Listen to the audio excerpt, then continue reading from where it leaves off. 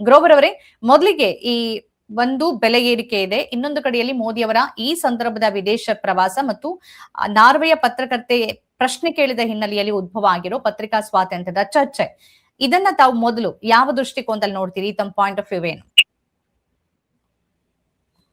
ಮಂಜುಳಾ ಅವರೇ ನಮಸ್ಕಾರ.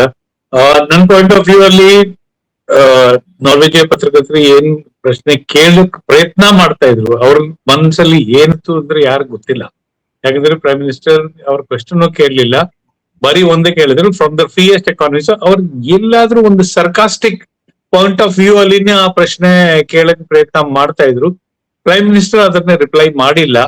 ಸೊ ಅದಕ್ಕೆ ನಾನು ಅವರ್ ಪಾಯಿಂಟ್ ಆಫ್ ವ್ಯೂ ನಾವು ಕಂಪ್ಲೀಟ್ ಸಪೋರ್ಟ್ ಕೊಡಕ್ ಆಗಲ್ಲ. ಯಾಕಂದ್ರೆ ನಮ್ಮ ದೇಶ ಹಿತ ಬಗ್ಗೆ ನಾವು ನೋಡ್ಬೇಕು.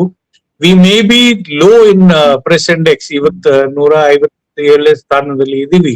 But nobody else has the right to make fun of India, ನನ್ನ ಅಭಿಪ್ರಾಯ ಅದು.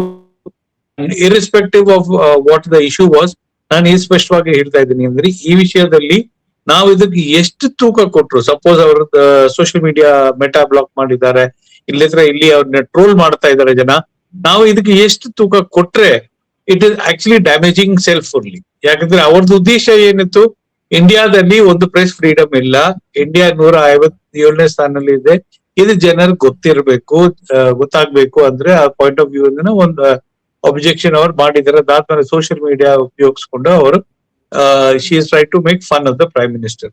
ಸೊ ನಾವು ಇದರಲ್ಲಿ ಅವ್ರಿಗೆ ಓಪನ್ ಸಪೋರ್ಟ್ ಯಾರು ಕೊಡೋದ್ ಸರಿ ಇಲ್ಲ. ಅಂಡ್ ನಾವು ಅದಕ್ಕೆ ಎಷ್ಟು ಇಂಪಾರ್ಟೆನ್ಸ್ ಕೊಟ್ರೇನೆ ಅವ್ರು ಸ್ಟ್ರಾಂಗ್ ಆಗ್ತಾರೆ in highlighting the issue. No doubt ಇಂಡಿಯಾದಲ್ಲಿ ಇವತ್ತು ಪ್ರೆಸ್ ಫ್ರೀಡಮ್ ಬಗ್ಗೆ ಸಾಕಷ್ಟು ಪ್ಲಾಟ್ಫಾರ್ಮ್ಸ್ ಅಲ್ಲಿ ಚರ್ಚೆ ಆಗ್ತಾ ಇದೆ, ಮೀಡಿಯಾ ಹೌಸಸ್ ಅಲ್ಲಿ ಚರ್ಚೆ ಆಗುತ್ತೆ, ಬೇರೆ ಬೇರೆ ಜಾಗದಲ್ಲಿ, ಜುಡಿಷಿಯರಿಯಲ್ಲಿ ವಿ ಆರ್ ಆಟ್ ಫಾಲ್ಟ್. ನಮ್ಗೆ ಯಾಕೆ ಆ ತರ ಪ್ರೆಸ್ ಫ್ರೀಡಮ್ ಇಲ್ಲ ಅಂದ್ರೆ ಬಿಕಾಸ್ ನಾಟ್ ದಟ್ ಸೆನ್ಸರ್ಶಿಪ್ ಇದೆ. ನಾನು ವಿಯೆಟ್ನಾಂಗೆ ಹೋಗುವಾಗ ಅಲ್ಲಿ ಸೆನ್ಸರ್ಶಿಪ್ ಇತ್ತು. 5 ಗಂಟೆಗೆ ನಾವು ಕಾಪಿ ಫೈಲ್ ಮಾಡಿದ್ಮೇಲೆ ಅವ್ರ ಸರ್ಕಾರ ಅದನ್ನ ನೋಡ್ಬಿಟ್ಟು ಏನ್ ರಿಮೂವ್ ಮಾಡ್ಬೇಕು ಅದಾದ್ಮೇಲೆ ಅದು ಪ್ರಿಂಟ್ ಆಗೋದು. ಇಂಡಿಯಾದಲ್ಲಿ ಆ ತರ ಏನಿಲ್ಲ. ಒಂದು ಇನ್ಫಾರ್ಮಲ್ ಡಿಕ್ಟಾಟ್ ಇರ್ಬೋದು, ಬಟ್ ಆ ತರ ಸೆನ್ಸರ್ಶಿಪ್ ಏನೂ ಇಲ್ಲ. If today media is in bad position today reputation wise, it is the fault of the media houses.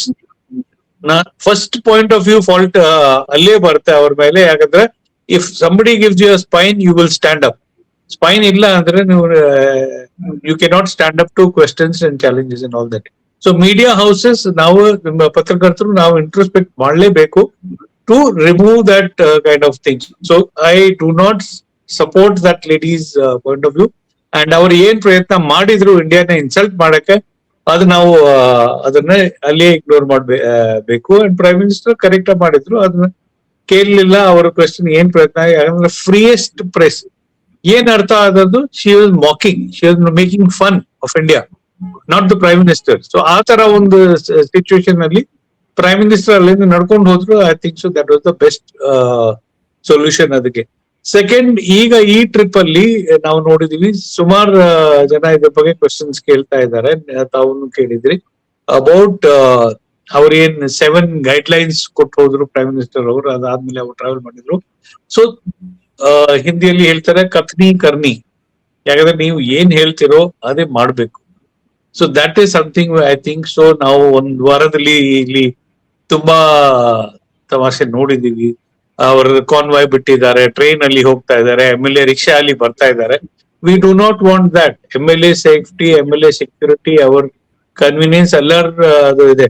But ಅದನ್ನ ಒಂದು ಡ್ರಾಮಾ ತರ ತೋರಿಸಬಾರ್ದು. I think so that is where we are going wrong in implementing whatever is required.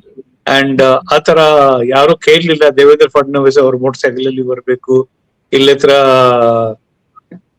Jaipur ಅಲ್ಲಿ deputy chief minister train ಅಲ್ಲಿ ಹೋಗ್ಬೇಕು ಅಂದ್ರೆ ಯಾರು ಕೇಳಲಿಲ್ಲ. ಯುರೋಪ್ ಅಲ್ಲಿ ಸಗಜ ಇದೆ, ಅಲ್ಲಿ MLAs ಮಿನಿಸ್ಟರ್ಸ್ ಕಾಮನ್ ಆಗಿ ಮೆಟ್ರೋ ಟ್ರಾನ್ಸ್ಪೋರ್ಟ್ ಎಲ್ಲ ಯೂಸ್ ಮಾಡ್ತಾರೆ. ಇಂಡಿಯಾದಲ್ಲಿ ಆ ತರ ಏನು ಪ್ರಶ್ನೆಗಳನ್ನ ಇಲ್ಲ. So that is something where we need to understand. But yes, ಇವತ್ತಿರೋ ಪ್ರಾಬ್ಲಮ್ಸ್ ಅಲ್ಲಿ, ಇವತ್ತಿರೋ ಚಾಲೆಂಜಸ್ ಅಲ್ಲಿ ನಾವು ಹೇಗೆ ಇದನ್ನ ಸರ್ಕಾರದ ಜೊತೆ, not by fighting the government but by standing with the government, ಪ್ರಶ್ನೆ ಏನಿತ್ತು ಅಂತಂದ್ರೆ, ಈ 12 ವರ್ಷಗಳಲ್ಲಿ ಅಂದ್ರೆ ನಾವು ಪ್ರಪಂಚದ ಅತಿ ದೊಡ್ಡ ಪ್ರಜಾಪ್ರಭುತ್ವ ದೇಶವಾಗಿ ಈ ದೇಶದ ಮುಖ್ಯಸ್ಥರು ಒಂದೇ ಒಂದು ಪ್ರೆಸ್ ಮೀಟ್ ಅನ್ನ ನಡೆಸಿಲ್ಲ, ಪತ್ರಕರ್ತರ ಪ್ರಶ್ನೆಗಳನ್ನ ಎದುರಿಸೋದಕ್ಕೆ ಸಿದ್ಧ ಇಲ್ಲ, ಅನ್ಸ್ಕ್ರಿಪ್ಟೆಡ್ ಪ್ರಶ್ನೆಗಳನ್ನ ಅವ್ರು ತಗೊಳ್ಳೋದಿಲ್ಲ, ಸ್ಕ್ರಿಪ್ಟೆಡ್ ಮಾತ್ರ ಅಂತಂದ್ರೆ ಅದನ್ನ ಹೇಗ್ ನೋಡ್ಬೇಕು? ಅದ್ರ ಬಗ್ಗೆ ಒಂದು ಆತ್ಮಾವಲೋಕನ ಬೇಕಲ್ಲ. ಇಂಡಿಯಾದಲ್ಲಿ ನಾವು ಇದ್ರ ಬಗ್ಗೆ ಸುಮಾರು 12 ಇಯರ್ಸ್ ಇಂದ ಅದೇ ಚರ್ಚೆ ಆಗ್ತಾ ಇದೆ. 2014 ಇಂದ ಈ ತನಕ ಪ್ರೈಮ್ ಮಿನಿಸ್ಟರ್ ಪ್ರೆಸ್ ಕಾನ್ಫರೆನ್ಸ್ ಮಾಡಿಲ್ಲ. No doubt about it. ಅವ್ರ ಪ್ರಶ್ನೆ ಭೇಟಿ ಮಾಡಬೇಕು ಜನರ ಮನಸ್ಸಲ್ಲಿ. ಯಾಕಂದ್ರೆ ನಾವು ಆಸ್ ಎ ರಿಪೋರ್ಟರ್ ನಾವು ಪ್ರೆಸ್ ಕಾನ್ಫರೆನ್ಸ್ ಹೋದ್ರೆ ಯಾರ ಪರವಾಗಿ ಕ್ವೆಶ್ಚನ್ ಕೇಳ್ತೀವಿ? ಜನರ ಪರವಾಗಿ ಇಲ್ಲ ಕೇಳ್ತೀವಿ. ನಮ್ಮ ಪರವಾಗಿ ಏನಿಲ್ಲ ಅದರಲ್ಲಿ. It's not personal. ಸೊ ಆ ತರ ಒಂದು ಅವಕಾಶ ಸರ್ಕಾರ ಕೊಡ್ಬೇಕು. ಪ್ರೈಮ್ ಮಿನಿಸ್ಟರ್ ಇಂದ ತುಂಬಾ ಎಕ್ಸ್ಪೆಕ್ಟೇಷನ್ ಜನರಿಗೆ ಇರುತ್ತೆ. ಎಸ್ಪೆಷಲಿ ಈ ತರ ಒಂದು ಕ್ರೈಸಿಸ್ ಬಂದ್ಮೇಲೆ ಜನರಿಗೆ ಜಾಸ್ತಿ ಎಕ್ಸ್ಪೆಕ್ಟೇಷನ್ಸ್ ಇರುತ್ತೆ. ಸೊ ಆ ತರ ಪರಿಸ್ಥಿತಿಯಲ್ಲಿ ಅಟ್ಲೀಸ್ಟ್ ಪ್ರೈಮ್ ಮಿನಿಸ್ಟರ್ ಕಾನ್ಫರೆನ್ಸ್ ಅದು ಒಂದು ದೊಡ್ಡ ಸಾಧನೆನೇ ಇರುತ್ತೆ. ಬಿಕಾಸ್ 12 ಇಯರ್ಸ್ ಅವ್ರ ಪ್ರಶ್ನೆ ಭೇಟಿ ಮಾಡಿಲ್ಲ. ಸ್ಕ್ರಿಪ್ಟೆಡ್ ಅನ್ಸ್ಕ್ರಿಪ್ಟೆಡ್ ಬೇರೆ ವಿಷಯ. Is a very good speaker. ಅವ್ರಿಗೆ ಏನು ಪ್ರಿಪರೇಷನ್ಸ್ ಅವಶ್ಯಕತೆ ಇಲ್ಲ. ಬಟ್ ಐ ಥಿಂಕ್ ಸೊ ಈಗ ಒಂದು ಟೈಮ್ ಬಂದಿದೆ. ನಾನು ಏನೇ ಹೇಳಕ್ ಬರ್ತಾ ಇದ್ದೆ ಅಂದ್ರೆ, ಈ ತರ ಒಂದು ಕ್ರೈಸಿಸ್ ಬಂದ್ರೆ, ಕೋವಿಡ್ ಆದ್ಮೇಲೆ ಈಗ ಇದು ಎಕನಾಮಿಕ್ ಕ್ರೈಸಿಸ್ ಬಂದಿದೆ. ಇವತ್ತು ಜನ ಸುಮಾರು ಪ್ರಶ್ನೆಗಳು ಅವ್ರ ಮನಸ್ಸಲ್ಲಿ ಇರುತ್ತೆ. ಸೊ ಒಂದು ಪ್ರೆಸ್ ಕಾನ್ಫರೆನ್ಸ್ ಅಲ್ಲಿ ಒಂದು ಕ್ಲಾರಿಫಿಕೇಶನ್, ಒಂದು ಸ್ಪಷ್ಟೀಕರಣ ಒಂದು ಕೊಟ್ರೆ I think so it will be much appreciated. ಅದು ನಾರ್ವೆ ಅಲ್ಲಿ ಮಾಡ್ಬೇಕು ಅಂದ್ರೆ ಏನ್ ಅದು ಇರ್ಲಿಲ್ಲ. ಬಟ್ ರಿಟರ್ನ್ ಬಂದ್ಮೇಲೆ ಈಗ ಅಟ್ಲೀಸ್ಟ್ ಭಾರತದಲ್ಲಿ ಅವರ್ ಸಿಲೆಕ್ಟೆಡ್ ಮೀಡಿಯಾ ಜೊತೆನೆ ಮಾತಾಡಲಿ. ಅಟ್ಲೀಸ್ಟ್ ಜನರ ಮನಸ್ಸಲ್ಲಿ ಏನಿದೆ, ಎಂಪ್ಲಾಯ್ಮೆಂಟ್ ಬಗ್ಗೆ ಈಗ ದೊಡ್ಡ ಚಾಲೆಂಜ್ ಬರ್ತಾ ಇದೆ. ನಾವು ಫರ್ಟಿಲೈಸರ್ ಶಾರ್ಟೇಜ್ ಬಗ್ಗೆ ಅಲ್ಲಿ ರೈತರಿಗೆ ಸುಮಾರು ಪ್ರಶ್ನೆಗಳಿರ್ಬೋದು. ಯಾಕಂದ್ರೆ ಇವತ್ತೇನ್ ಸಡನ್ಲಿ ಜೈವಿಕ ಖೇತಿ, ಜೈವಿಕ ಅಗ್ರಿಕಲ್ಚರ್ ಮಾಡಿನೇ ಹೇಳ್ತಾ ಇದಾರೆ. ನಾವು ನೋಡಿದೀವಿ 2021 ನಲ್ಲಿ ಶ್ರೀಲಂಕಾ ಇದೇ ಪ್ರಯತ್ನ ಮಾಡಿದ್ರು. ಯಾಕಂದ್ರೆ ಅವರ ಹತ್ರ ಫರ್ಟಿಲೈಸರ್ಸ್ ಇರ್ಲಿಲ್ಲ, ಅವಾಗ ಪರ್ಚೇಸ್ ಮಾಡೋದು ಶಕ್ತಿ ಇರ್ಲಿಲ್ಲ. ಇವತ್ತು ನಮ್ಗೆ ಫರ್ಟಿಲೈಸರ್ ಸಿಗ್ತಾ ಇಲ್ಲ. ಬಟ್ ಅಲ್ಲಿ ಅಗ್ರಿಕಲ್ಚರ್ ಟೋಟಲಿ ಕ್ರಾಶ್ ಆಯ್ತು. 30% food production was down. So ಆ ತರ ಪರಿಸ್ಥಿತಿ ಭಾರತದಲ್ಲಿ ಬಂದ್ರೆ ಏನ್ ಪರಿಣಾಮ ಅದರದ್ದು ಯೋಚನೆ ಮಾಡಿದ್ರೆ ಒಂದು ಭಯ ಆಗತ್ತೆ. Because food shortage is something where no country can actually overcome that.